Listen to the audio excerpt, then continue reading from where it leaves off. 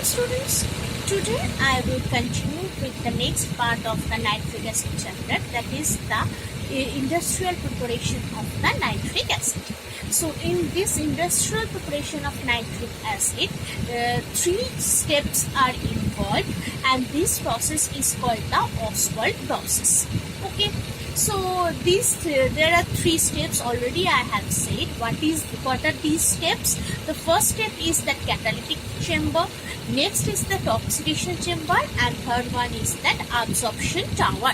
Okay, so let us discuss very elaborately what is happening in each of these steps. So first step is that catalytic chamber. Already I have said that.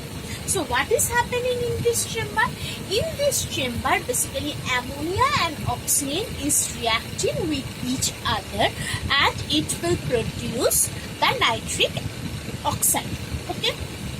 Now, what is the condition of this reaction? Basically, the ammonia and oxygen is reacting with each other in the presence of platinum catalyst, and the temperature should be about 700 to 800 degrees Celsius. And in this reaction, a huge amount of heat is being generated. That's why this process is called the exothermic reaction.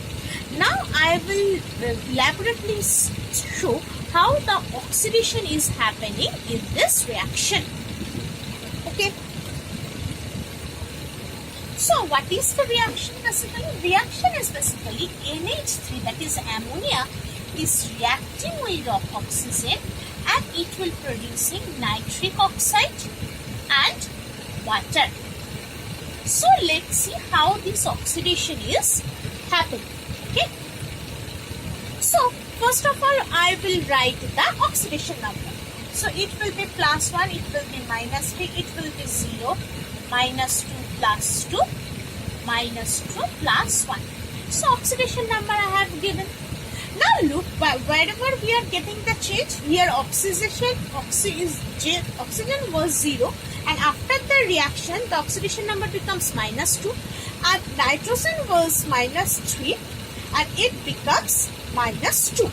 Okay, and hydrogen is not changing at all. So from this -3 going to +2, and from this to this. So this is the changing. Now let's see, from -3 to +2, that means what is happening? Electron is being released. How many electrons from -3 to, if from -3 to +2? Let's see, -3 it becomes +2, right? So it means from -3, if it releases 3 electron, it will become neutral, right? -3 it will become neutral, and afterwards from this 0 again it becomes +2. So it means again -2 electron is being released. So total 5 electrons is being released. So -5 electron, right? And oxygen from 0 to -2. So it becomes +2 electron. And we all know that minus electrons means oxidation and plus electron means reduction. So here -5 electron is there.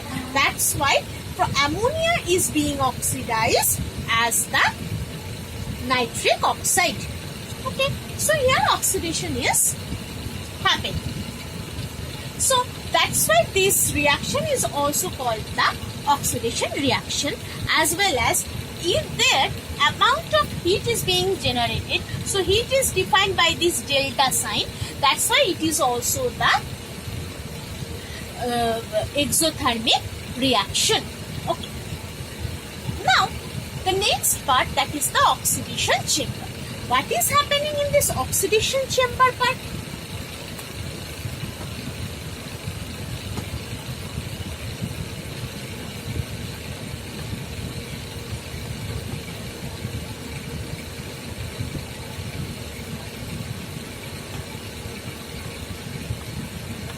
What is this part, or what is happening here? In that oxidation chamber, basically this nitric oxide that is produced in the previous step is being reacted with oxygen at the temperature of 50 degrees Celsius, and it will produce the nitrogen dioxide gas, NO2. Clear? Okay. So, in the next part, that is the absorption tower.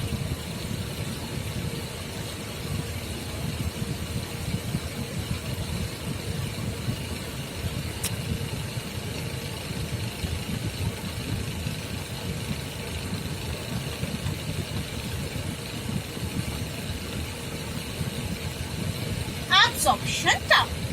What is happening here? Here, nitrogen dioxide is converted into the nitric acid by absorbing the water in the presence of excess water. So these terms are pretty much important. Nitrogen dioxide is converted into nitric acid by absorbing water in the presence of excess water. If you write only the water, that is not right at all. In the presence of excess water, if the excess water is present there, then only the absorptions will start. The presence of this excess air, basically, sorry, not the water, the presence of excess air boost the nitrogen dioxide to absorb the water. So what is the reaction basically? The reaction is basically 4NO2 plus 2H2O plus O2. It will give 4HNO3. Okay, and the temperature will be in normal temperature. Okay, so this is the process of the production of the nitric acid in the industrial purposes. Okay. Now, what is the physical property of this nitric acid? The physical property, if we consider, that is the if we consider pure nitric acid, then it is 98% concentration. If 98% concentration is there, then it is basically the colorless. And commercial acid, that is the 68%, if the purity of nitric acid is there, then it is basically a yellowish brown color, because nitrogen dioxide is present in that acid as a impurity.